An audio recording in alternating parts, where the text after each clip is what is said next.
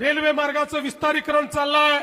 या ठिकाणी अक्कलकोट रोड आणि होडगी रोडवरच्या ज्या औद्योगिक वसाहती आहेत तिथेही आपण व्यवस्थांचा विस्तार करतो। सोलापूर स्मार्ट सिटीच्या माध्यमातून 883 कोटी रुपयाचे प्रस्ताव आपण केले आहेत। यामध्ये एनटीपीसीचं योगदान असेल 250 कोटीचं, नगरोत्थानचे 383 कोटी रुपये असतील। या सगळ्या माध्यमातून अनेक कामं या ठिकाणी आपण केली।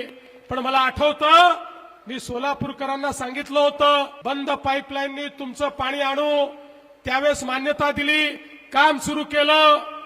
मध्यंतरीच्या काळामध्ये उद्धवजींचं सरकार आलं, नेहमीप्रमाणे त्यांनी त्या ठिकाणी स्थगिती दिली, कामाचा सत्यानाश केला।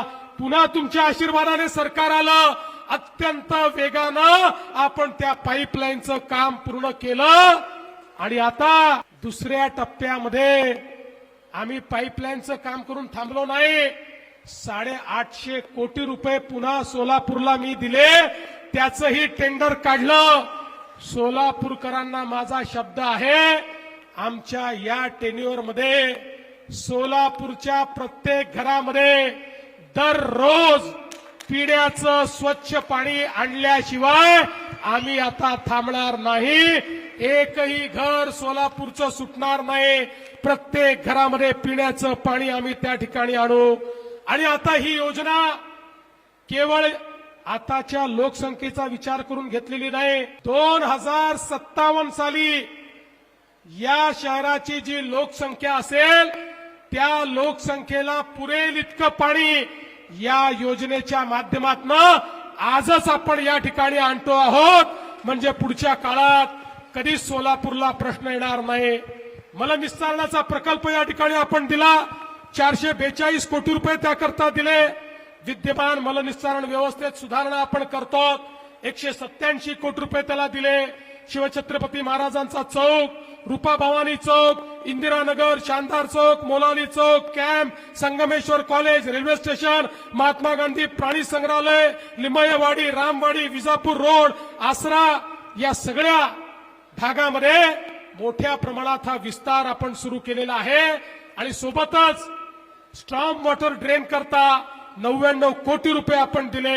सोलापूर शहरामध्ये अंतर्गत रस्ते करण्याकरता 227 कोटी रुपये आपण दिले।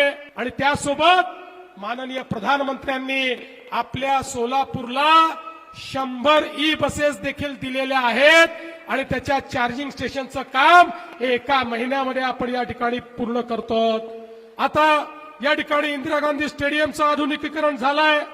मोठ्या प्रमाणात जुन्या चाळी ज्या आहेत या चाळींच्या पुनर्विकासाच्या संदर्भात आपल्याला कल्पना आहे, उद्धवजींच्या काळात काही चुकीचे निर्णय झाले, ते निर्णय देखील आम्ही या ठिकाणी बदलणार आहोत आणि त्यांच्याही विकासाला मोठ्या प्रमाणात चालना देण्याचं काम आम्ही करणार आहोत।